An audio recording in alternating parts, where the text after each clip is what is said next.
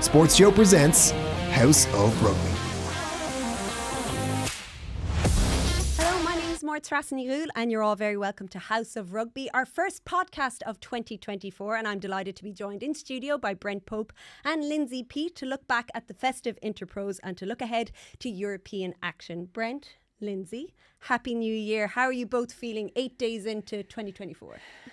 I'm good, optimistic. Me and Brent colour coordinated and we didn't even speak. Lovely, I didn't get that text. Yeah, well, you have to stand out in other ways. You're just sort of telling us you ate cake all Christmas and I'm not sure you did. The flexi pants are on today. So, Lindsay, we'll start things by looking back at the interpros. It feels like a long time ago now, but what stood out for you and what did we learn from those games, apart from the rain in Ireland is really, really wet? Oh God, the weather was atrocious, to be honest. It did not make for good watching as a spectator, but like when you're a player and you just need to get through it, there'll be some provinces happier than others. You know, obviously first round I thought Munster-Leinster battle, it didn't shy away from the nitty gritty and the battle that it always is, but it wasn't a spectacle by any stretch of the imagination. What I was impressed with from that match was how Leinster managed the game, their physicality. They really brought the fight to Munster. They put them under pressure. They won penalties, and instead of maybe kicking to just be ruthless and kind of go for the jugular, they took their penalties and kind of chipped away. There was a late change, I think, at 9, and I thought Luke McGrath was a bit rusty, but the weather conditions didn't make it. I think, again, no more in the first round match with those two teams. I think Leinster left behind some scores, but look, they got over the line. They weren't as lucky against Ulster. They were penalised and kind of ran out of time. And I've been the one harping on about Ulster. Come on, they've gotten 2 good wins, and out of all the provinces, they'll probably be the happiest coming through that Christmas period. Yeah, it was a happy Christmas for Ulster, as you said. 2 wins for them, 1 for Leinster and Connacht, but Munster were beaten in both games against Leinster and Connacht. Anything in particular stand out to you, Brent?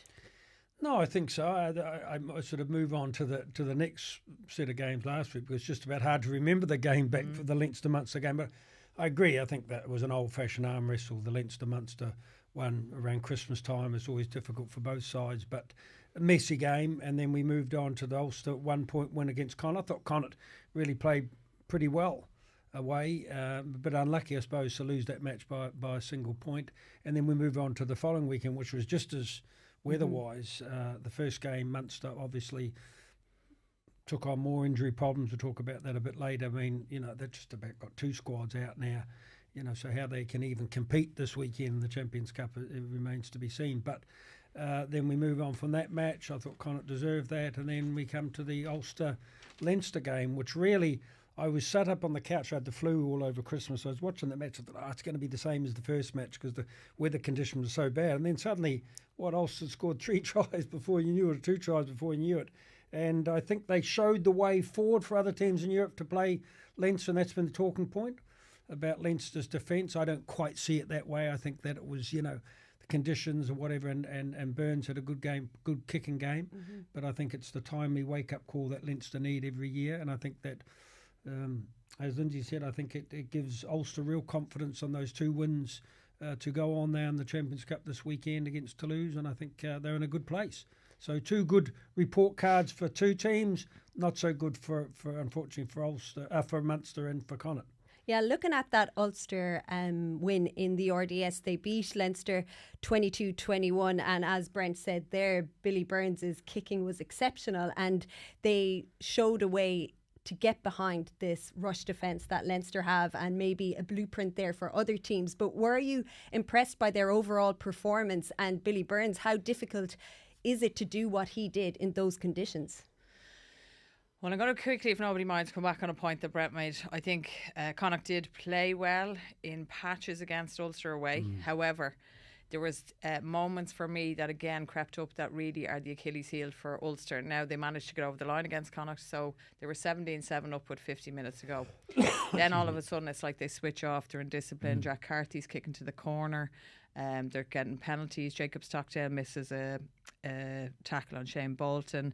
Seamus Hurley Langton.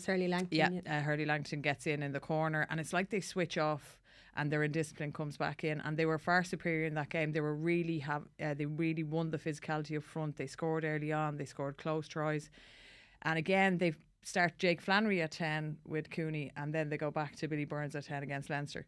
So a couple of things for me with Ulster. They've shown glimpses of exactly what they can do. They really need to cement their partnership for halfback at 9 and 10, because I think that inconsistency is really killing them. But Billy Burns, who said explicitly, if memory serves me right, he got player of the match against Leinster. He did. He made no bones about it that he wants to get back in an Ireland jersey. He needs to show consistency. I think the 3 kicks he did through, they were obviously all planned. I think that was, they confirmed that. The chip over the top, the grubber for the second, and the crossfield kick. I think it was exceptional. They did their homework, they broke Leinster down, and they executed the game plan. And their turnover to possession ratio was key, whereas Leinster had a lot more dominance and didn't really get over the line. So I think Brent is right. I think teams will now look at that as a blueprint, and they're not the only team to have done it with the rush defence. But I also was thinking about this morning before we come on. It takes an awful long time to change a defensive philosophy, especially after the length that Stuart Lancaster were there. He would have been a bit, I suppose, like meticulous, so you could see that from the players. Everyone knew their job. That's where the success from Leinster is. It's going to take time to embed this new defensive philosophy. Yeah, they're still only 5 games in under Jacques Nienaber. Yeah, and look, I'm someone who lives on the edge, but I know that I play with a lot of blue personalities, and a blue personality I would think is a dominant personality for Leinster, which means that these are players that like a plan to stick to. So when you're trying to get people out of their comfort zone to buy into something that they're not used to or they're not comfortable in, that takes time. But I think when they get it right, I think it's going to be hopefully at the business. It's going to keep building, and at the business end of the season, when they need to lock down teams and really smother them, I think that's when the time is going to. They're going to need it. If you look at, they're changing combinations, especially in the That's midfield. it. They've made 14 changes. So you've got to look at that as well, and that makes it even harder to buy into a new defensive system, because some players are better at it. The internationals are better at it, adjusting pretty quickly on the hoof. Ringrose and Robbie Henshaw are well used to defending different ways. When you get newer players or younger players into it, they just take a while to bed into what you're trying to achieve. But it is a way forward for other teams. Other teams will look at it a bit differently, like coming from the Southern Hemisphere. Teams like the Crusaders will say, look, okay, put those little dinks in behind us. We're able to counterattack from those.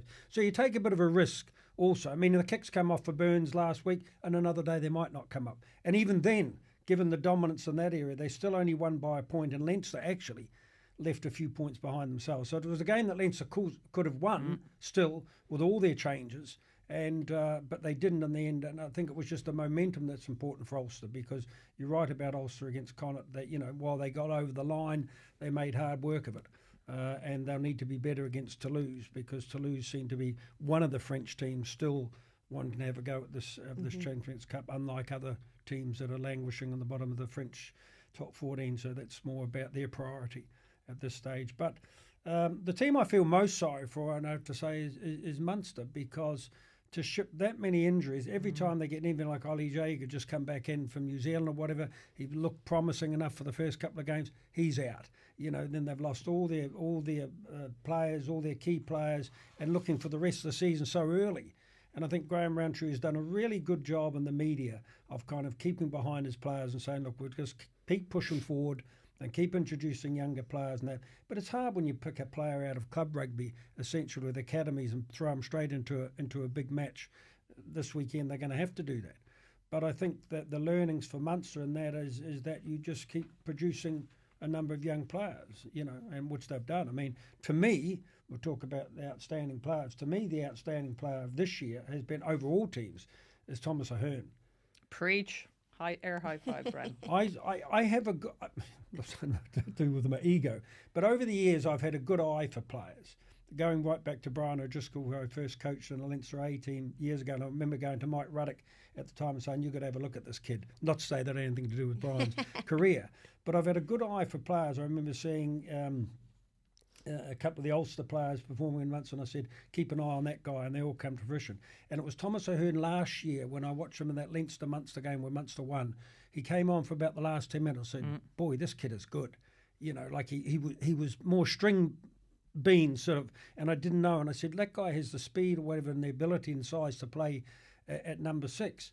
And if you look at a guy that's 6'8", 6'9", where else in the world are you going to get a guy of that height it gives you another option in the line-out, because then they can play another bigger guy like McCarthy, who's a bit shorter, and the power game, because they have his ability to, rule the back of the line at 6'9" and also be athletic enough. So he's going to be, if he keeps the trajectory he's going on now, he's going to be a real find for not only Irish rugby, for world rugby. I'm predicting that now, that Thomas Ahern will force his way into some game time in the Six Nations and then move on from there. So he'll be a big part of Ireland's plans in the future. Well, here's hoping he remains injury-free, because if we move on to Connacht and Munster now, and if we touch on the game first before we go into their injury crisis, because it feels like they're some kind of curse on Munster at the moment, were you impressed with Connacht and how they went about their business to grind that one out on New Year's Day? Yeah, no, it was, again, terrible conditions in the sports ground, but it's nothing that Connacht supporters or Connacht players aren't used to. But I thought they managed the game very well. They put Munster under an awful lot of pressure. Tony Butler was starting at 10 and only his second senior start. That's a big ask in an interprovincial derby where, skin and hair is flying. And, Connacht were off the back of a couple of narrow losses and performances that, like Sam Prendergast had alluded to, that they wanted to overturn. And they're a very proud province, and especially at home. So JJ Hanrahan as well. Again, it's nice to have the battle. Who do you put in? I'm certainly favouring JJ at the minute because of experience. He plays on the gain line. Some of his passes over the last few games put people in gaps. But his kicking as well is so reliable, and that's what Connacht have been missing, a reliable kicker. And hugely. They had 17 points from his boot on New Year's Day in those conditions. And yeah, and they pressed, their try from Jack Ainger came from an overthrow at the line out, and Munster really struggled at set piece that day. And you can't be, turning over a line out on the 5 metre, just outside your 5 metre line. It's, it was catastrophic to them. So I thought Connacht were were great value for the win, to be honest. Managed the game well. Sure, JJ, I think, had one from nearly halfway. It was kind of, he wanted to emulate Mr. Frawley, so he did that and did that very well, because it was not an easy kick. The rain was just teeming against the camera. So yeah, I thought it was an exceptional performance. And again, I just don't want it to be a flash in the pan for them, but again, they're away to Lyon, I think, is it this weekend, and that's a really tough ask. It's tough, where Lyon sit at the moment, and they have interest in this competition, as we know, this year, and also going away to play in France at any time for any team. French, for any team is difficult. And I think, but I was pleased for Connacht in the sense that I think they needed that injection. I mean, I love what they're doing there. I love the introduction of these young players, that you look in the list and you say, okay, these young guys are getting their opportunities at Connacht. So I love what they're doing. And I mean, you really want them to do well, for not only for Irish rugby, but for Connacht rugby. But, these players that keep performing. I mean, Prendergast is another one, I mean, like any other country in the world would love a guy like that on the up and up. Now he's got a standing queue behind the likes of other players, like even Ahern we're talking about as a number 6. But, Connacht deserved it. Munster, I think, probably the momentum kept getting deflated in a sense that every time they tried to get into a position, they lost someone through injury. Yep. And, there was that time spent in players and to go on and off the field, which is disruptive. But I didn't think they were particularly clinical. When they had their opportunities and they were a bit narrow, they were a bit sort of, they weren't prepared to go wide when they maybe should have, to take a risk to get the tries. They tried to grind it over old Munster fashion way, and it just didn't work in those conditions because there was mistakes made all over the park. So it was a messy game. Even Coombs, he had a great block down, and then for some reason, I do think it was just the momentum of a really greasy surface, but he should have just dived, got a fingertip to it. Any downward pressure, he would have scored. Yeah, and that might have changed the whole nature of the game. Exactly, and it's defining moments for young players. I think we've spoken about that. But look, the positive thing for Munster, I think you're right. Graham Rowntree is an excellent manager. He's an excellent head coach. He's very much protecting his players. He's very much invested and behind his players, and that's huge. So it's a sign of a really good culture and a really good setup. We wish everyone a speedy recovery. But the positive is, it wasn't too long ago that they're young guns that we now are speaking about, the Igdogbos. Thomas Ahern at the start of the season come on as a sub, if memory serves me right, against Benetton, and absolutely drag Munster over the line. So there is potential, and sometimes the naivety and just the gusto and enthusiasm of young players, they don't see any fear. So listen, we could unearth another next Munster legend in, unfortunate circumstances. And look, you have to go what it is. And I think one thing is, they'll go into a setup that is behind them, do their best, and that's all. I think Graham Rowntree and Mike Prendergast and Dennis Leamy will ask them as well as their players. So, look, it's not ideal, but it could be something positive come out of it. They take the long-term view, and I think that's where we're quite right, and that's where we're right to talk up the coaches, because if they buy into the culture as much as the players, you'll get a lot of coaches around the world that would say, "Oh, we've got all these injuries, and how can anybody expect?" They're not saying that at all. They're sticking behind their players and they're saying, "Okay, look, these young guys get an opportunity and they've got to take it." That's the speak, and it's good. But one player that's impressed me that I thought was that I would have seriously sat on this, panel 6 months ago and said, "Look, what's he got to offer is Simon Zebo," because he's been actually one of the better players over the last 2 games, and he really injects. I was just watching the game and thought, he's still got it. He's still got this ability. Still got the pace. He's still got the pace, and he's still got the ability to offload and sit in situations. I said, fair play to him.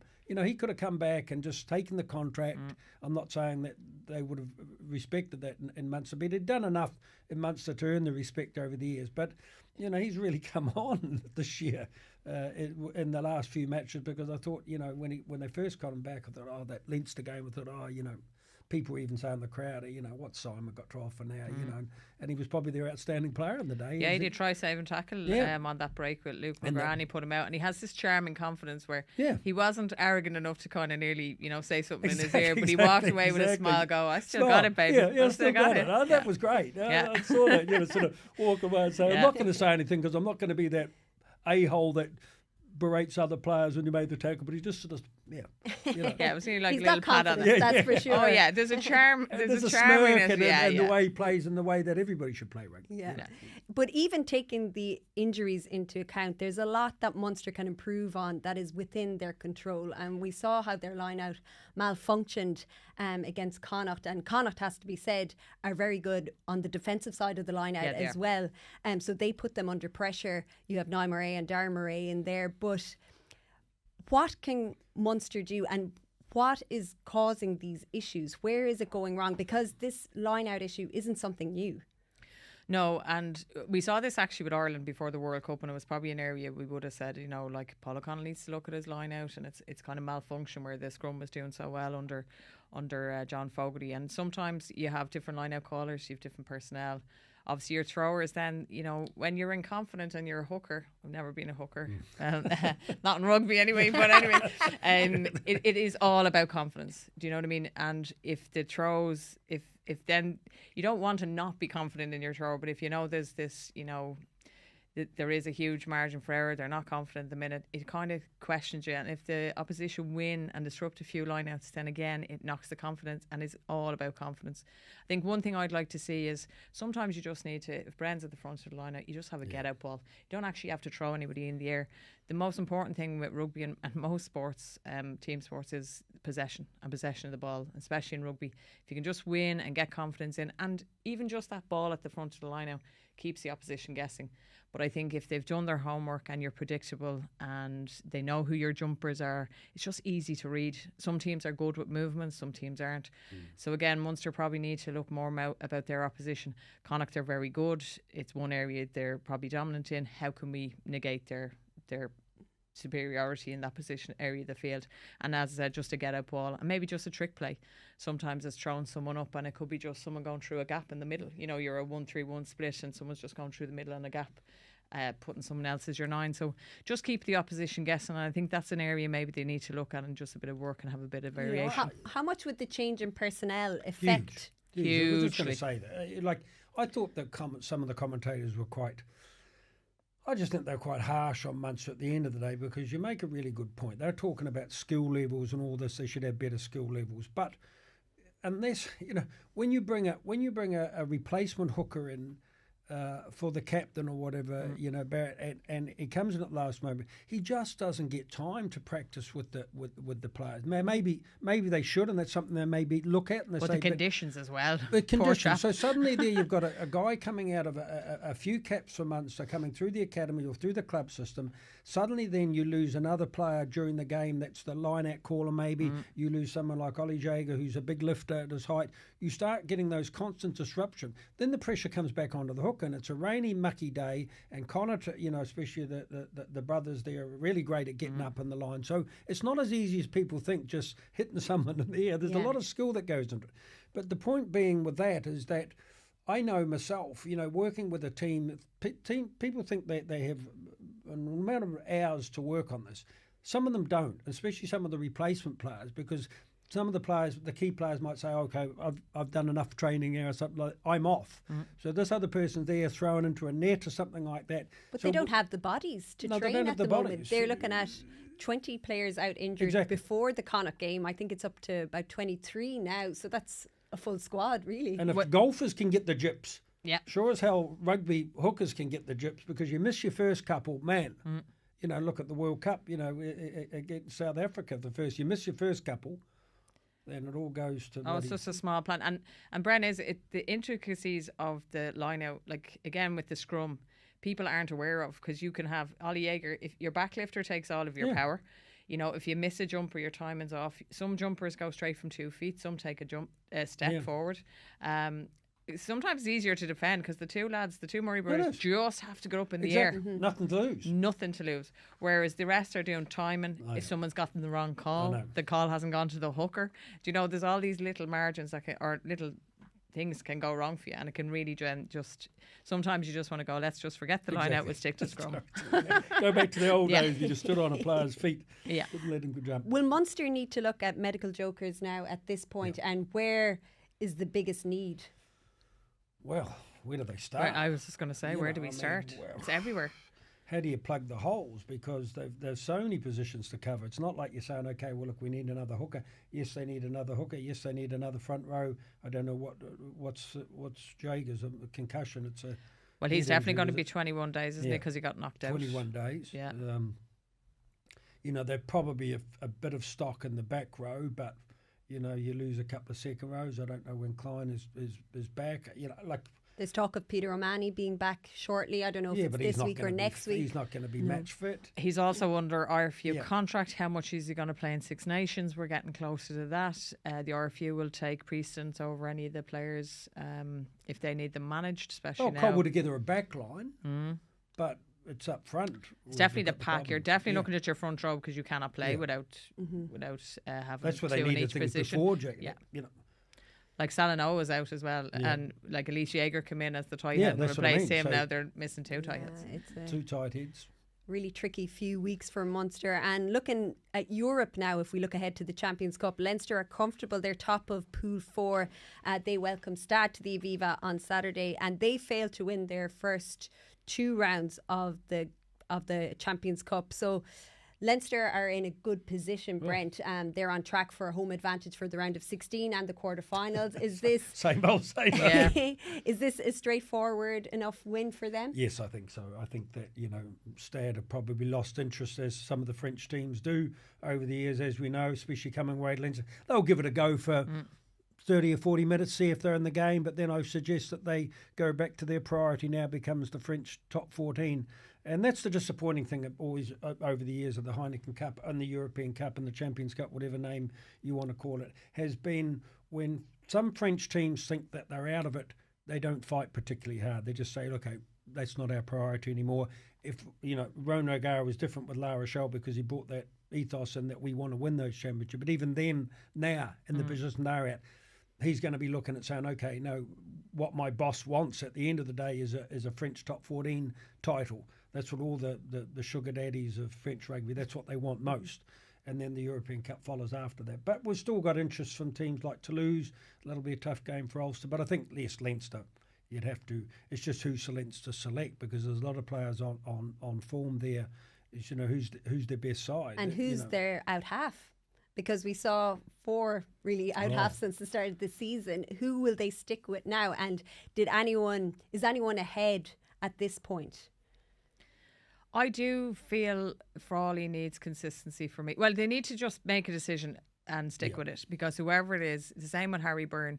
He was probably guilty of, it's hard to come off the bench again in really tough conditions, but I think he missed a conversion against Ulster and then the last kick of the game. And again, they're just small moments. It's not down on his shoulders at all. But again, for me, it comes back to the consistency at 10. Like Frawley that day played 12. Did he? He's played 12. He's played 15. He's playing 10.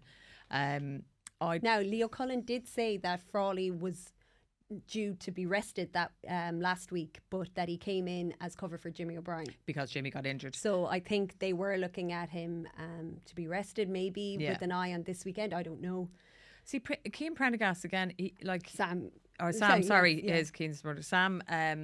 I thought he did so well. Again, I think it's just he needs game experience, and he's probably the closest thing. Again, the little things that Frawley does so well at 10 is he just plays that ball on the gain line. He's able to put people in. Big thing for me as a forward, and I've said this consistently, is a 10 who moves, who keeps the defensive line moving back. Because if they just stand there and pass the ball, and that's exactly what Sam Prendergast does, is he moves along and he's always looking to either find a gap himself or put someone else in a gap. He's not afraid to kick. And he just has this. I just thought his confidence was in an Irish under-20 jersey, but it certainly filtered in. And he's a guy who backs himself again, not in a cocky way. He knows how to play the game, and he's not afraid to show that. But whoever they go with, I think consistency. Now, personally, I would like to see. Frawley has to have experience. Frawley and Harry Byrne for me, like Sam. Sorry, if he's going to be in, is going to be on the bench. But I think. Yeah, I suppose it might be a game they might try it, because without being disrespectful to Stade Francais, it's Leinster is still all to play for, and they're kind of really far behind now in a really tough pool. So do you try him on the bench and then pick? I'd play him. What would you do, Brent? I'd play him. I think he's just talking. He deserves it, doesn't he? Talk about a Hearn. I like Prendergast. Yeah. I think he's a super bit of stuff as well. And I think you can build. I think you can build a future around this player. I think he is everything. I'd have to say he's very much in the mould of Johnny Sexton. He's tall. He kind of a languid style. He's confident. He's got that arrogance you need in an half that he's strutting his stuff. He's a younger guy. The way he came on and took those conversions, they were difficult ones in conditions. Didn't worry him. He attacks the line. He's a good defender.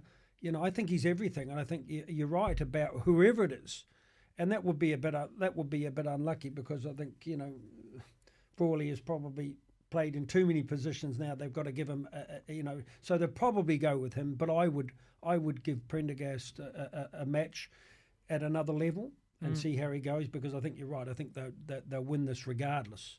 And that's not being cocky or arrogant as far as Leinster, but you'd have to think that they'll beat Stade Francais at home, and I think it's the perfect opportunity to see that Prendergast gets another match and see how he goes, because I was hugely impressed with his performance against Ulster. Yeah. In conditions coming on, he ran the back line, he was part of team spirit, you saw him talking to other players, hugging other players, all that sort of thing into the mix. That shows maturity in a player. And I mean, they've discovered another...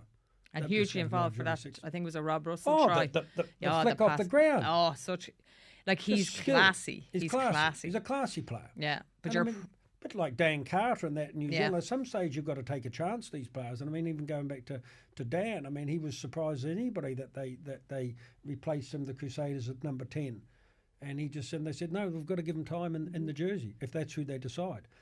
Unfortunately, I think he's come along at the very worst time for someone like Harry Byrne, who also deserves his opportunity and also shouldn't be judged on those couple of sound bites last week, because it is hard to come off the very bench hard, position in a cold, wet day when you're sitting around there snug and warm. Suddenly you're going to come on and kick for goal and positionally kick. But I think that Prendergast is a bit like Ahern. I just see something in this. Would you start him?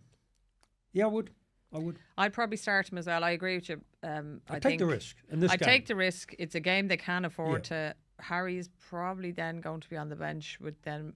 I don't know, because Frawley is a jack of all trades. He covers so much, and that's why he's going to be probably on the bench. He has said that his preferred position is 10. Ireland see him as a 10. Is there any option of him? Would he move to another province to get that game time at 10 when you're looking at the backup slots to be filled behind Crowley and the Six Nations around the corner? I think considering the inexperience that is left at Munster, and Joey Carby's obviously out again with his wrist, I think his better position is probably 15 for Joey. But look, we had the same conundrum at Munster last year. Who would you play between those two? I like Frawley. I really do. I think, again, he's a classy player. He's big. He attacks the gain line. He offers so much. He's a smart rugby player. He started off the season so well, and now the poor chap is left kind of with the decision. Everyone's telling him 10, but he's not going to get it really at Leinster, because Harry Byrne can't play anywhere else, and neither can Sam Prendergast. So they're out and out 10s, whereas Frawley can play anywhere. And that's the unfortunate bit of being so skilled, is now his Achilles heel. And that's the unfortunate bit for the chap. No, it is. I mean, he's a super player. But look, he'll get his opportunity. I mean, look, we're already talking about injuries or something like that. But I think you're right. You know, I think Frawley will have a lot to play in the Six Nations. I think that, you know, given that his ability to play in a number of positions, he's the ideal bench player, even though he doesn't want to hear that, but he wants to start. They've just got to time that Andy Farrell just to say, look, we need to give him some. Look, I agree entirely. They've got to give some out half, whether it's Byrne, Prendergast, Frawley, or Crowley. They've got to give him time in the jersey to develop. Now, who is that player? First of all, it's Crowley, obviously. He's the number 1 spot. Who has the number 2 spot at the moment? I don't know. I you know. And then we've Ross Byrne coming back. He'll be due to come back from injury. Ross Byrne, I mean, we were just talking before we come on here. I mean, Irish rugby at this stage is in a state like none other. I don't know about South African rugby. I don't know about their strength and depth at the moment after the last World Cup and also, but they're up there with France and South Africa in the sense of how many players they've got available. Look at players we haven't even mentioned. Look at Will Connors and that coming back and their chop down tackles against La Rochelle. Look at McCarthy, who's been extraordinary. Absolutely sublime. I mean, you know, look, Bard. He's another athlete. Look at these players, Ahern, Beard, you know, these young guys coming through, even the guys in Connacht, like so many big players at other teams. Like I know in New Zealand rugby, they're searching around for anybody that's over about 6'6" or 6'7" that can play in the second row to replace Whitelock and Brody Retallick. You know, they can't find players. Ireland have a sleuth of them. Yeah. We're going to have to move some of the forwards out to the back line, I think. But imagine the size. Munster could take a few players at the moment. Imagine the size of the pack that Ireland could put out against France. If you went for the biggest men in every position, if you had Beard on the side or whatever, you had Will Collins there, who's about 6'5" or whatever. You had Ahern there sneaking around at 6'9". You had these. My God, you're looking at a gargantuan pack. And that was always Ireland's problem over the years, was that they couldn't, you know, even when you look at a guy like Ollie Jager, I mean, he's about 6'5" and about 130 kgs. Like, if you had the odd tall Irish player, you were like, oh, geez, what did the mother feed him when he was young? You know, now you're like, wow, we have a whole heap. Yeah. Whole heap of them. Looking at Munster, they only have 1 win in their last 6 games, and next up is Toulon away. Not an easy task for Munster. What do they do now? How do they manage the next few weeks? Do they put Europe aside and focus solely on the URC, or how will they manage their squad? No, I think give Europe a crack while they can, because I think there's still a long season ahead to catch up in the URC. We saw that with them before Christmas last year. We were talking about the detriment of Munster rugby and its dying, and next of all these young lads just had time, they buy in, they had self-belief, confidence, and next of all they took off and they won their title in 10 years, first title in 10 years. So they still are the reigning URC champions. I think right now, concentrate in Europe, get everyone you can back, put in a performance. It's never easy. Like Toulon won the Challenge Cup last year against Glasgow. Am I right with that? So they're a team steeped in history. I mean, it's not an easy place to go to. Yeah. But look, I think if any teams always, you know, undermine the script that they've been given is Munster rugby, and I think hopefully this weekend won't be anything different. Yeah, Toulon are bottom of their pool. Yeah. With very little chance of qualifying, but as Lindsay said, they're coming up against them at home is a huge task. It's home, and I remember talking to a lot of my friends that I played with have gone on to coach in France, and it's just this mentality of, it's even when you look at the French top 14, teams never win away. You know, they always win at home, and they win away only once or twice a season. That gets them into the top 8, and then they go from there. But so the mentality from the French players is concerned is, look, you never lose at home. If Munster were playing Toulon and Thomond Park, you would give Munster a chance. You'd say, look, it'll be one of these performances where they're up against the wall, and you know they come out fighting and they get a win. Toulon away with a kind of cobbled together Munster side, I think it's not impossible, but it's getting pretty close to impossible. But I think I agree with Lindsay in saying that that's what they've actually got to play for this weekend. They've got to get that mentality back. They've got to get that pride back, and then whatever happens, and then look to say, okay, how can we back up last season's late run in the URC, and how can we do that again when we get the players back? So I think that's the way that they should look at this season. Go out and give it everything they've got this weekend as if it's a final, because it basically is for them. And then what happens, and then sit down after that and review it and say, when are the players coming back? When can we put together? Because if you look at the team that you thought they could have put out at one stage with Steinman and Klein and O'Mahony and Coombs and all these players, you thought, wow, hold on, Crowley's now got the bit between his teeth. They have a good back line. Nankivell's come in and played well. Frisch is there. Nash, these players. They have a real good tilt at the Champions Cup. Yeah. Bang. Injuries to all those players. And suddenly you're looking at it from a whole different perspective. But I'd love to see Munster fight it out this week, and I'd love to see them beat Toulon. It'll be a hard ask, but if any team can do it, they can do it. But yeah, I think Lindsay's point about the URC, it's a good point, because although they're in 10th in the URC, they have a run of home fixtures coming up, and they will pick up points there, you would imagine. And it's so tight in the league at the moment. There's only, I think, 4 points between 10th and 4th place. So they could easily, one win, and they could easily jump up. And as Brent was saying, it's so important for them, for their confidence now, to get this momentum going and to get that win under their belt, because Roundtree said they're in a rush.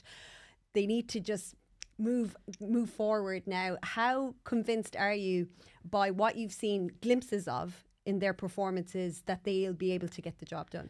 So I think we need to probably really strip back the performance this weekend, and that's doing the basics extremely well. The problem with having a lot of really experienced forwards out of your pack is that the forwards, they build that platform, whether that's at set piece or just winning gain line carries for those really expansive backs that Brent has, the Shane Daly's, the Calvin Ashes, the Frishes, the Nankivells, who are really able to then get into space and really do make the magic happen, I suppose. So what I'd like to see from them is just get the ball, keep possession, keep winning gain line, get your set piece correct. If that's functioning, there's every chance that they will beat Toulon. If that goes, upside down. Tough set piece game though, isn't it, in Toulon? Because you can be assured Toulon will roll out the heavies, the pie eaters, from the front row or something. They'll see Munster's Achilles heel, not through any fault of their own, through injury wise. They'll see their Achilles heel will be in the front row and in the line out. Can you put that right in a week or so, 2 weeks? The break would have helped in getting bodies back. Yeah, it'll be game management as well, and speed of the ruck. I think that'll be key as well. That's one thing that served them very well, because you want to move big teams around, create gaps for yourself. You don't want to get in an arm wrestle. When we say set piece, you just want to win your own ball. You just don't want to be getting. You do not need to get into the referee's bad book. Who will they welcome back from the tight five? Will they get anybody back from injury? Well, I'm open to correction on Jaeger. I know he was knocked out, and that makes it a difference for the return to play, because professionally they can be back quicker because you manage symptoms and you can do your. I don't know how far Niall Scannell is from coming back. Is he Peter groin? O'Mahony, shoulder. They're not going to risk them either. I said there's so many long-term injuries. Klein's not. There's no chance of him being back. Klein is eye, and Snyman is shoulder, isn't it? So Snyman is still on course for March. So. But I mean, they can plug that gap a little bit, but they probably have more. Tomaher and Kendall could come in at back row, and then keep Coombs in the second row. He'll add a bit of weight there for you, because your second row, your back five really give that Jack power. O'Donoghue's out too, of course. Yeah, his knee. They're waiting to see if he's going to have surgery. So I mean, there's not many options. Gleason. But John Ryan and Stephen Archer are two very experienced players at tie head, and your tie head is probably your key position in the front row. To run out a lot of game time away from home. Yeah. Look, can they do it? Yes, they can. Believe. We know, and we really want them to do it. But still, in my book, calling it from neutral, it'll be a really tough ask, and it'll be one of the really good performances if they do it. And game management will be key, because I think that's what had poor decisions, poor execution, bit of indiscipline has really crept in, and that's where, we're not talking about the performance side of things, we're actually talking about the results, and there has been glimpses, really good glimpses of performances. They just need to piece that together in one really consistent reel. I'd love for them to win that match. Actually. Yeah, a tough task for Connacht, as you mentioned earlier, Brent. They're away to Lyon. They'll take a lot of confidence from that Munster win. Their chances in Europe really to qualify from their group is slim, because they have Bordeaux in that group as well, Bristol Bears. How do you see Connacht in Europe at the moment? Do they look out of their depth? Oh, going on the first 2 rounds, yeah. It's just to speed of pace, like against Bordeaux. My God, now Bordeaux were absolutely sublime. They have been really one of the standout teams in the first 2 rounds. So, are we being unfair? And Connacht, they definitely looked out their depth that day. But I'm not sure many teams wouldn't have against a team who were kept the ball moving. It was rarely on the ground. It never even went to a ruck. Like even your front row replacements were kind of doing like chicken wings out the back. It was ridiculous. So I think Connacht need to decide their personnel and what style they want to play. But going away to Lyon, who's second in the table in France, who are well able to play, I think they just need a consistent performance, and when they do have possession, is to manage their game plan and get scores. So every time they come into the opposition's 22, that they're doing something positive. And if you could come away with a score. Look, you'd love to come away once every second visit, coming away with a score, but that's unrealistic. I think sometimes 1 and 3 you'd be happy, and even getting into the opposition 22 and continue to build positives. I don't think they're going to win personally, but if they can have a consistent performance and show glimpses again of the patches of really good performances over the last couple of weeks and put that in consistently, I think they'll just build on the confidence they would have had from the last win against Munster. And finally, Ulster, they're 3 wins on the bounce now. They'll be confident at home against Toulouse, but it's never an easy task coming up against the French side. No, and Toulouse again are a side that have expressed real interest in this competition. They're the record holders or whatever. But again, not many teams like going to Belfast to play, and Ulster are pretty tricky at home. I think that Ulster will take a lot of confidence out of those 2 performances, albeit not perfect as we know, and slim enough wins. But I mean, they'll have real purpose about their game, and they'll welcome back another couple of players. Timmerly, whatever, at number 8 is having a fantastic season. He's another player that's really stepped up this year. I agree with what you said before, Lindsay. I think they're a bit undecided. You could just see Burns' body language when he was replaced for Doak, because thinking that he's coming on for Cooney, and then to be told no, he's coming on for you.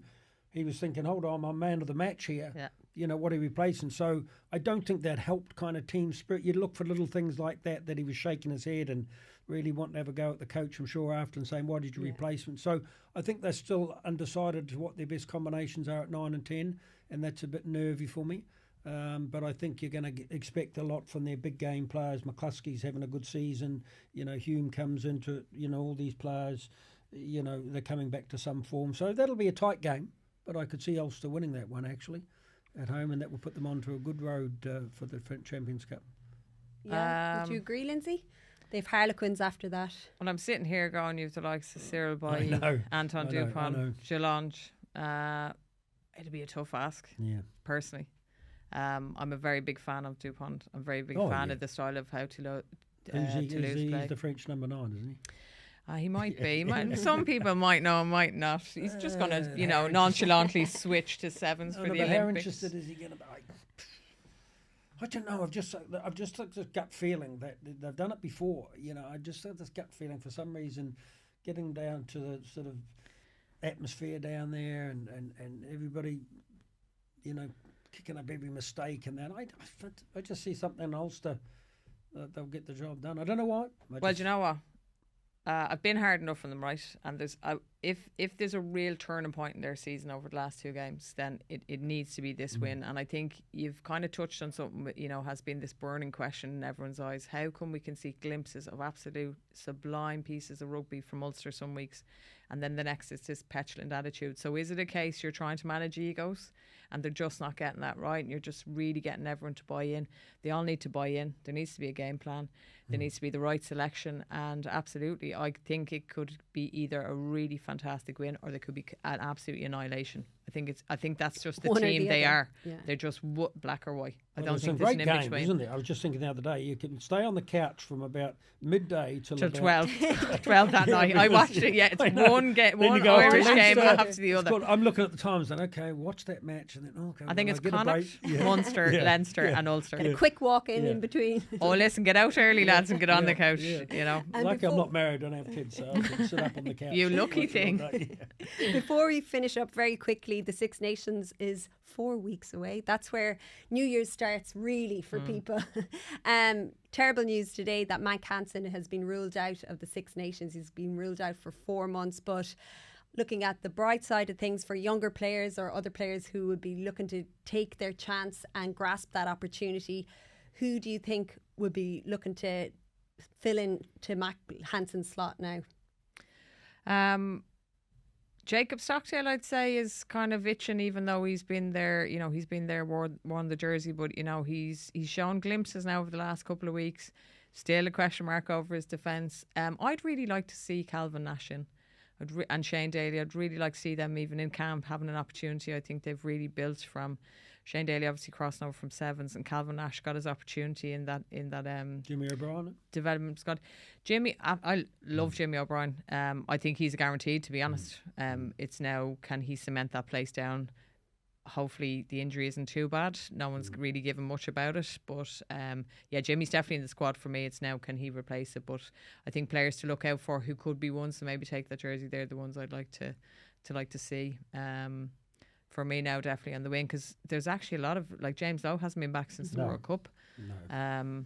So yeah, definitely on the wing. Will we see much of a muchness when it comes to team selection from Andy Farrell? Or you mentioned a few players earlier. Have they done enough to merit inclusion? Hopefully. I think a year after the World Cup, and a year after especially the disappointment of the World Cup, is a strange one to navigate. But I think that, as I said before, Ireland in a really good place with their players coming in. So I would like to see him. Obviously, he'll pick the strongest side to win that game. I think Ireland will win another Grand Slam. I think that it just comes down to a match, the one against France. And I think France are obviously going to be missing a couple of key players, albeit away. France at home on opening night. Yeah, I know. But I mean, we're all about new philosophies this year, aren't we, Brent? New philosophy. New year, new philosophies. You know, I predicted it a couple of years that Ireland won the Grand Slam, and I predict it again now. Okay, you know, the French will have something to say about that, I know. I just think that Ireland are in a really good place. I think that their players are really performing. I think there's a number of selection decisions that Andy have to make. But what I would like to see him do in this cycle is try a couple of these young guys and agree with if it's Nash or Daly, or if it's Ballacoon, or if it's one of these players. Give these young players a chance to show what they can do. And that's what I'd like to see at some stage during the whole tournament. The likes of Ahern, Prendergast, these guys being given a run out, because the next World Cup will be upon you earlier than you think. And so it's getting these players up to speed, give them a few caps, let them see what they can do at that level. But unfortunately, I'll be back in New Zealand to watch it, so I'll have to get up old-fashioned times in the middle of the morning. We'll have to Zoom you now, just to keep in. Zoom me, yes, because it'd be interesting. I'll have to be going to a local Irish pub or something in Christchurch to watch the Irish matches. Oh, you poor thing. Look, I love that. I know, in the summer, you know, I'll come from the swimming pool and the cocktails to the Six Nations. But it'll be the first Six Nations I would have missed for, you know, going back 30 years. But I think you'll be okay though, Brent. Just send some sunshine our way, wouldn't you? But I think you're not going to have, look, let's face it, you're not going to get a lot of threats from I don't think, from Wales, England and Scotland this year. I think they're just behind the kind of wheel as development process, especially probably England and Wales, although I see England secured that winger from Wales. Ryan Gatland won't be happy with that. No, he won't. Go on, sorry, Lindsay. No, I think... Will Rhys Ruddock play for Wales? I know. I was just going to say that. What do you think? Well, I think he should. Actually, he should. You know what? He's I see him there as like kind of giving on water, and you're like, this lad. Oh, wow, what a servant! Such a player. Right. What a servant. Nice guy. Yeah, never see him like with a bad word to say. He's always so supportive, and he's always doing the dirty work. My God, and he's such a season last season, in and out, never underperformed, you know, when he was given the opportunity. And you know what, he probably deserves to have a legacy. Player, you make a point, he's the one player that no one would begrudge him. No. If you did that, you would have everybody saying fair play of him. His father coached Wales, played for Wales B. He wants to see him in a red jersey as part of pride, family pride. Go ahead and do it, Rhys. You know, like if you get an opportunity to do it. I know it's a stopgap, 33. Doesn't matter. What a lovely send-off for a player that's given so much back. And he to never Irish underperforms. Never underperforms. So consistent. And then obviously Kieran, his brother, is involved in, as the S&C and has, Exactly. you know, No, so brilliant. another great guy, I believe. So, look, the best of luck to him. But Go it'll for it, be I'd say. interesting for this Six Nations, kind of like, what do Ireland want? Do we want another Grand Slam, or do you want to now develop it in? And I think it's trying to balance that. But I think we'll see a good few of the younger lads coming up and who've performed and deserve that. I think Andy Farrell's not a man who stands on merit. He'll give anyone an opportunity who he deserves. But realistically, let's call a spade a spade. Realistically, it comes down to that one match now, doesn't it? Yeah, Really, France, it absolutely. It does, really. Yeah. And that's unfortunate to say about the whole competition, because I want to hark back to the days where this was a competition where any team could beat any other team. But realistically, Italy aren't going to beat. They might get a win against Scotland. We're hoping they'll get one win. But I hoping they'll get a win or something. But I think Not the against Ireland. I think the Grand Slam comes down to that match. I do. I'd have to say, whether Ireland win it, whether France win it, I think the winner of that game will Go on and win it, go on and win it. A few exciting weeks ahead. We'll have to leave it there for today. My thanks to Brent and to Lindsay. We'll be looking in depth at the Six Nations over the coming weeks, but we'll be back again next week to look back on round 3 of the Champions Cup. Until then, from all of us here, Slán go fóill. Sports Show presents House of Rugby.